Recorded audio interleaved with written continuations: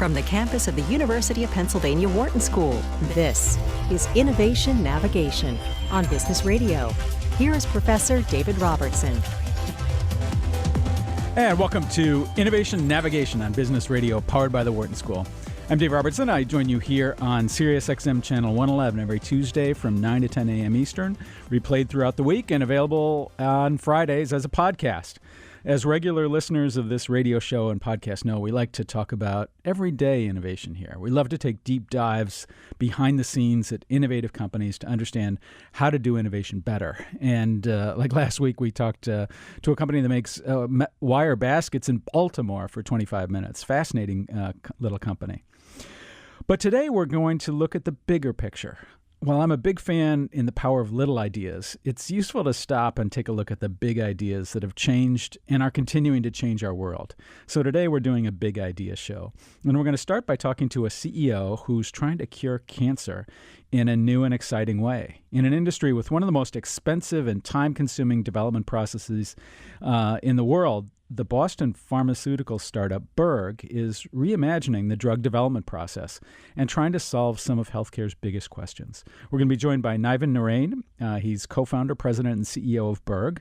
Niven will join us to discuss how he's changing the process in healthcare, reinventing the approach to drug development, and attempting to find new ways of fighting cancer. Then we'll look at the history of big inventions. Specifically, we'll take a look at the U.S.'s rich history of innovation. We're going to be joined by Kevin Baker. Kevin is the author of the new book, America the Ingenious: How a Nation of Dreamers, Immigrants, and Tinkerers Changed the World. He's going to join us to discuss both the well-known and the untold stories of American innovation. As always, you can find out more about our guests at our website, innonavi.com. You can get links to books and blogs and clips from the show and post questions and learn new innovation techniques. That's Innonavi. That's INNONAVI.com.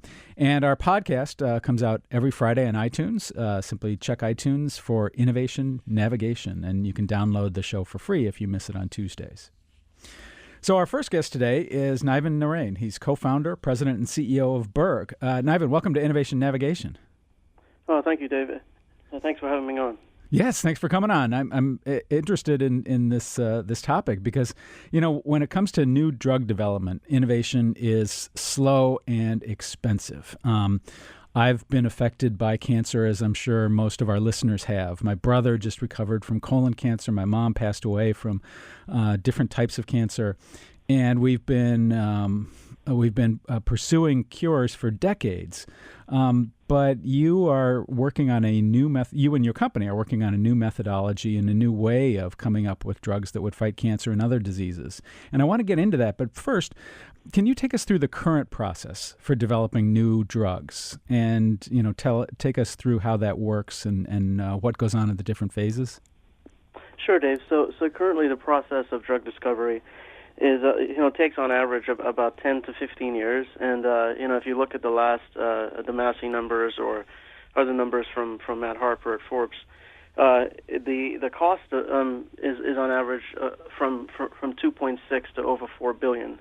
So when you think of the proposition, you just mentioned yourself and a slew of family members with cancer, that's a proposition of waiting 10 to 15 years for something that's not really a known or a guarantee is not a great proposition. So, I think what the drug industry currently lacks, and there are a few examples that are very good, but overall, the process is, could be significantly enhanced. So the current process of drug discovery starts by fields of research at universities and pharmaceutical companies that seek to find, what's referred to as a drug target. So that essentially is a certain gene or a mutation or an element in the biology that is hypothesized to have gone wrong between a healthy environment and a disease environment. Step two is then to screen molecules or millions of chemical compounds that can potentially serve as drugs. And that process alone takes up to 3 to 5 years of whittling down from millions to tens of thousands, and then finally to 5 to 10 drug candidates. That then goes into animal trials, and then human trials. So we don't actually find out what happens to the correlation in a biological setting and a patient setting, usually until phase 2 trials, which is, clinical trials are separated out by phase 1, 2, and 3 before a company can submit to the FDA or regulatory agencies for approval. And phase 1 is really where you try to find a dose that is most safe. Phase 2 is to look at efficacy in a small setting, and phase 3 is to look at it at that particular treatment in a broader setting before you can submit for approval. So, and the success rate is pretty low, right? So currently, out of every 100 candidates that go into phase 1 trials, only one of those 100 drugs will become approved. So, when you think about that, that's a 1% success rate. That's pretty bad. So what are you doing to change this process? So, Dave, we look at it at BERG here for there are really two big hallmark differences. One, we don't start the process in a hypothesis-driven manner and decide where we're going to commence our process. So, for example, in cancer, if you look at one of the components of cancer, which is angiogenesis, which is the development of new blood vessels that the tumor actually induces a new development of blood vessels so they can feed in all the nutrients that's needed for that tumor to grow. So, if under a traditional mold, we would focus in on all the elements that are related to angiogenesis, but you're also dismissing so many parts of the biology and so many parts of the microenvironment that could be contributing to that process of tumor angiogenesis. So at BERG, what we do is start the process in a very agnostic way.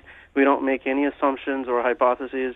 We actually flip that model upside down. So instead of seeing what happens in the biology in phase 2, we actually start our discovery process by looking at human tissue samples that are clinically annotated.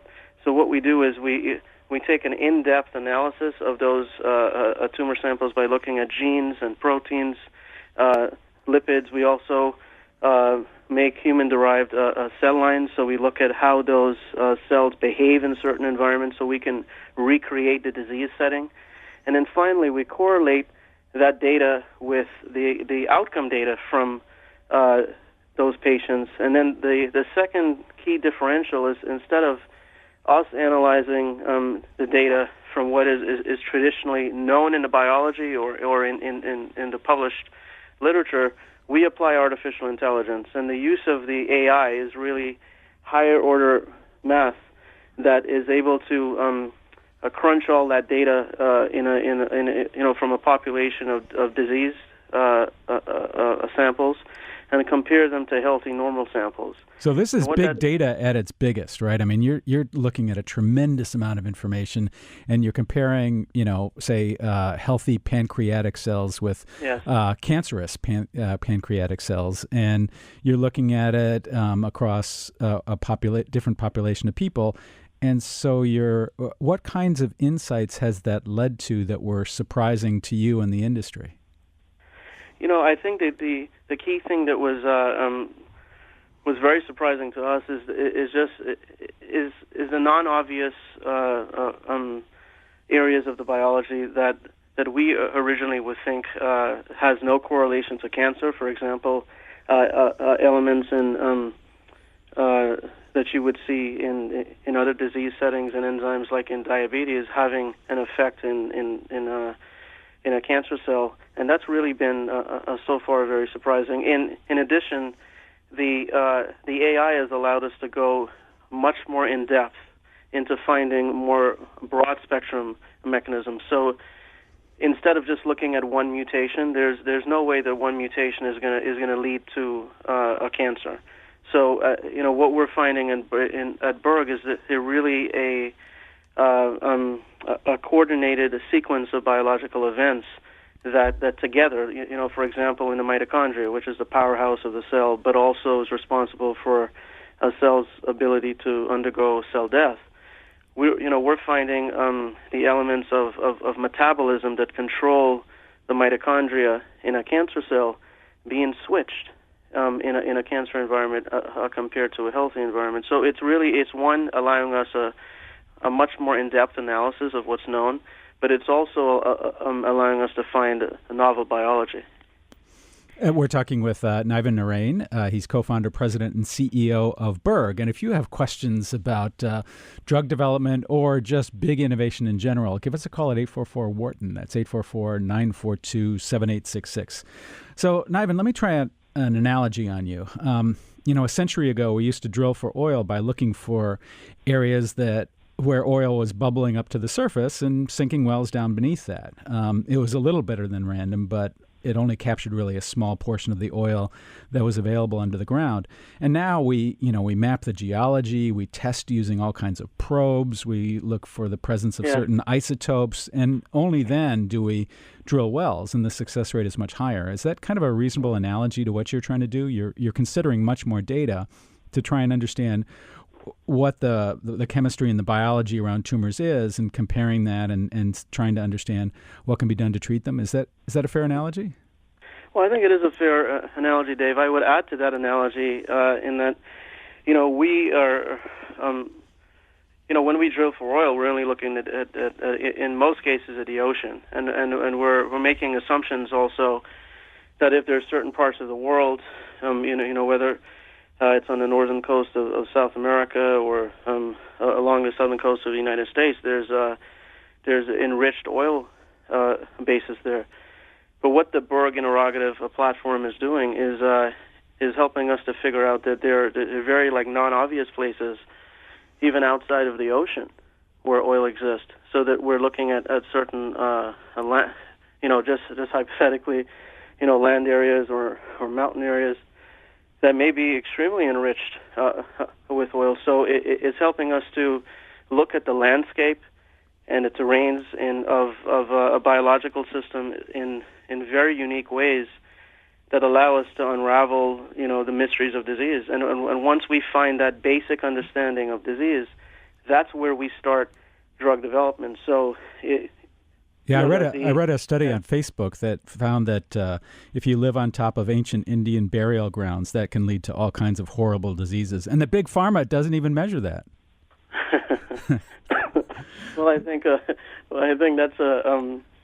that's a correlate that maybe more myth, but let me ask you another question. Tesla, for example, they wanted to revolutionize the way cars were made and developed, and as they developed their cars, they gained some respect for the big auto companies, particularly around transmissions. They had a really tough time with their transmissions. Crash testing was much more complex and difficult than they thought. What important knowledge or capabilities do Pfizer and Merck and others have that you now respect much more than you used to? I think the capabilities of commercialization and the capabilities of doing large cohorts of clinical trials very quickly. It's not that everything that big pharma does is wrong. I mean, they are able to do sales and marketing and commercialization in very robust ways. I think that the innovation in pharma and bio, from the pharmaceutical industries are, for the most part, comes from smaller biotechs and from leading universities. And if you look at the front end of drug development and the discovery and the development process, I think that's where companies like BERG will lead and innovate at a faster, higher rate. But if we can create the types of partnerships and alliances that once the drug is developed, we know it's how to deliver that drug, which population to give that drug to by using the precision medicine techniques. That's where our best efforts from a business perspective is best fit at the front end of discovery, and then the Pfizer and the Mercks of the world of commercializing is they do a great job at that. So I feel very unqualified to even ask you questions about this, but lack of qualification has never stopped anything on this show before. But two parts of, as I understand the drug development process, there's the first part of it is just first making sure that the drug doesn't hurt you, right? You want to make sure if you're going to try a new molecule and have somebody ingest it or inject it or so forth, that it doesn't hurt you. And then the second one is that it helps you. Does your new approach inform both of those parts of the process? Yes, it does, Dave. So we've actually developed a spin-off of interrogative biology, which is called our BERG Systems Toxicology platform. So what we do there, Dave, is if we've, usually a lot of the toxicity from drugs happen either at the liver or kidney or the heart.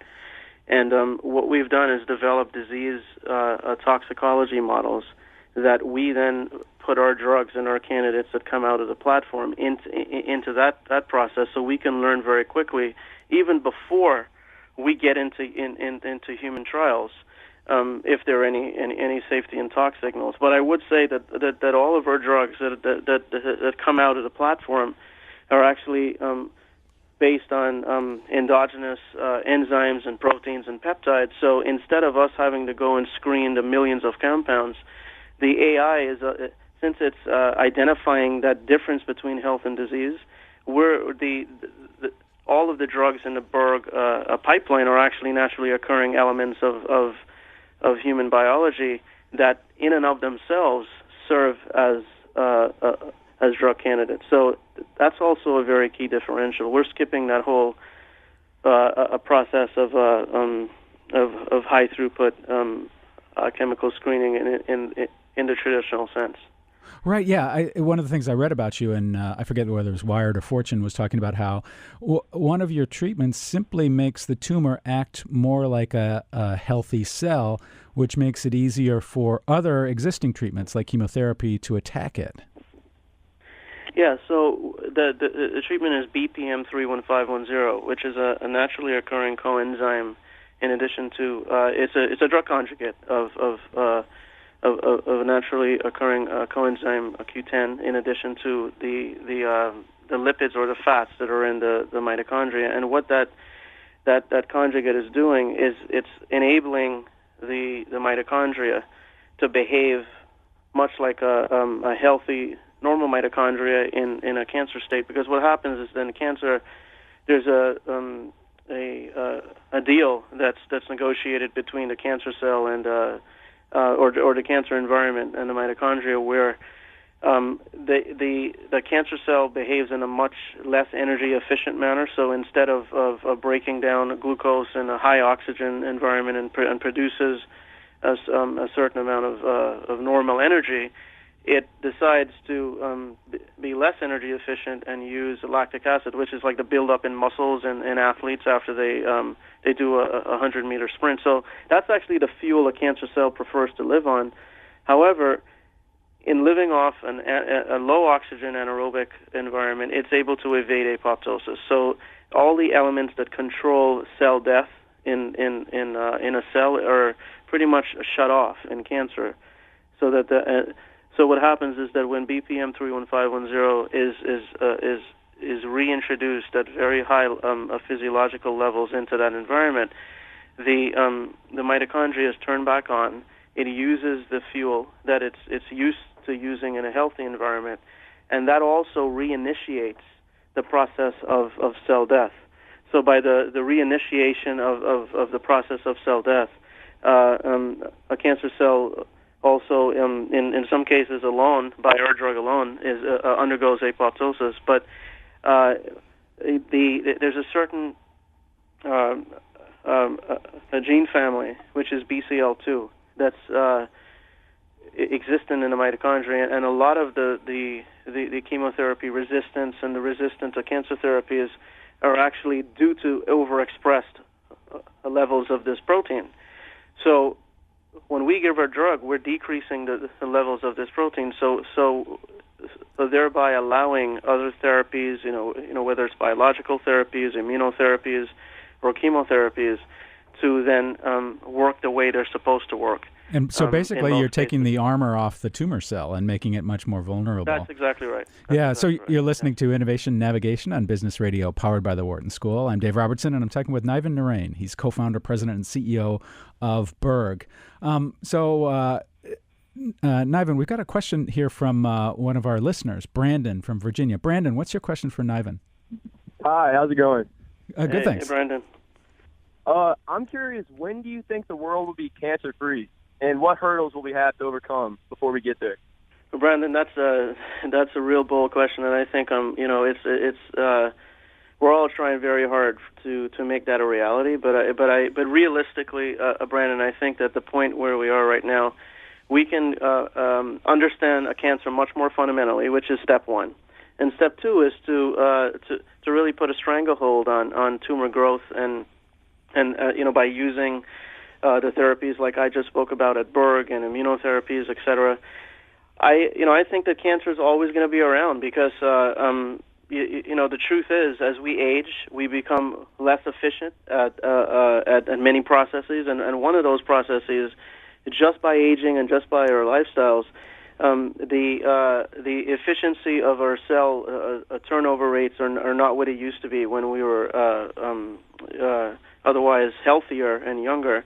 But I think what's going to happen is that, one, we're going to be able to diagnose cancer much more effectively and earlier in the process. And secondly, because of the technologies like we spoke about, like AI and in-depth biological tools, we're going to be able to tackle cancer at a much earlier and robust way so that we'll decrease the rates of the mortality rates of cancer. But I do think realistically, Brandon, that cancer is always going to be around. Yeah, thanks, Brandon, for the question. So, Niven, how is the patient becoming more involved in both the development of the drug and the treatment of the disease? How is this changing our role as patients? Yeah, no, that's a great question, Dave. I think that the advent of social media, especially over the last 8 to 10 years, has really sprung board into healthcare.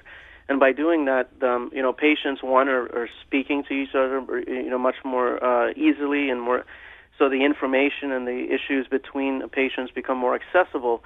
But that's created a foray that allows them to, that increased awareness has catapulted the want and the need of these patients to become much more in control of their health. And one key example is we do a lot of clinical trials, that are just meant to collect samples and tissues, for example, in pancreatic cancer or Parkinson's disease, where the purpose of those clinical trials is to collect the tissue samples and biofluids, whether it's blood or urine samples, so that we can take those tissue samples and biofluids from those patients and run them through our platform so we can understand that disease better. So they're taking hold and starting to become in the process of drug development at the very beginning. And secondly, patients on clinical trials. When we started our early phase ones back in late 2013, we actually got permission from the FDA to collect tissue samples and biofluids from our cancer patients. So what we did, instead of just looking at the traditional elements of a cancer trial, like the tumor size and the outcome, the toxicity, we were actually able to build a biological map on every single patient in that trial. So at the end of the trial, we're going to be able to look at all the maps of the patients who responded well to therapy compared to the patients who did not respond as well. So not only is the drug being developed and the platform being used to discover these drugs, but it's helping us to guide which patients these drugs are going to work more effectively on, or which patients may need a combination. So that's really the definition of precision medicine, and that's where the patients are exerting their voice, exerting their power, and I think that's going to be the next revolution in healthcare. And in one of your presentations that you made that's online, you talked about how this data can lead you to very different recommendations for what the co-therapy might be. Like along with your drug, you might have chemotherapy in one case, but something else in another case to help treat the tumor. Does that? I'm trying to think how to ask this question. Our current regulatory process for deciding whether a drug is effective or not requires some very stringent tests. Does it allow for that type of varied treatment for different types of patients? I mean, is there something that should be changed about our process for approving new pharmaceuticals to take to really give a fair evaluation to what you're trying to do? Yeah, no, that's a great point. I think that the regulatory authorities, the FDA, EMA, et cetera, are in engaging, the precision medicine initiative that the White House announced over a year ago. Very intertwined in that initiative is the NIH and the FDA. And I think the reason for that is because the regulatory authorities and scientists have now become very in tune to understanding these new innovative ways. Now, drugs are still approved and labeled. I mean, if you have a pancreatic cancer, you're going to be treated by a certain specific line of therapy. But I do think in the future, because of these technologies, that we are going to see that if a company can prove that a certain population has a response to a given therapy and the drug is a safety profile is established, a dose is established. It may take more clinical trials, but I do think that in the future, the labeling of drugs and the use of drugs across a spectrum of diseases is probably going to take hold, and it makes sense because we're not all built the same way, or biological profiles are not the same, and you see over 80% of patients fail the first-line therapy in pancreatic cancer. We have to do better than that, and we now have the technologies to do it. The patients are a part of the initiatives. You have leading physicians across the country and the world who are now a part of all these innovative clinical trials. So the technologies are here, and the ecosystem and the awareness is now existent. So I do think that the regulatory authorities are once we can prove to them that the drugs are safe and they work in a certain population, I do think that the future is going to allow for more flexibility. So, Niven, we only have another minute or two left. You were just a few short years ago, were just an individual contributor in a lab working away that happened to discover something that potentially could turn into something great.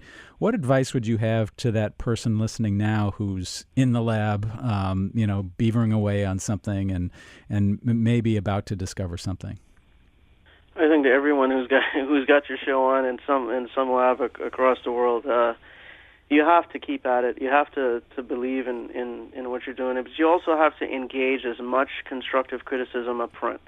I think that a lot of young scientists sometimes get afraid or disappointed from that criticism, but I think that you have to start early. That process has to start early, and you have to also.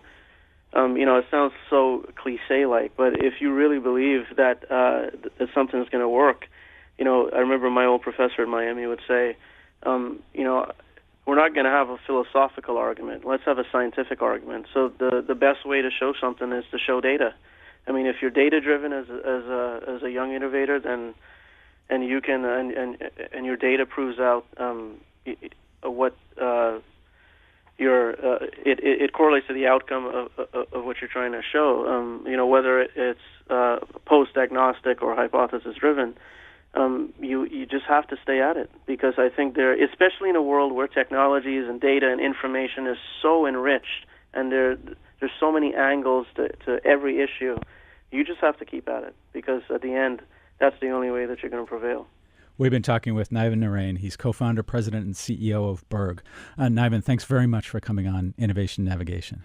Thank you, Dave. Thanks for having me.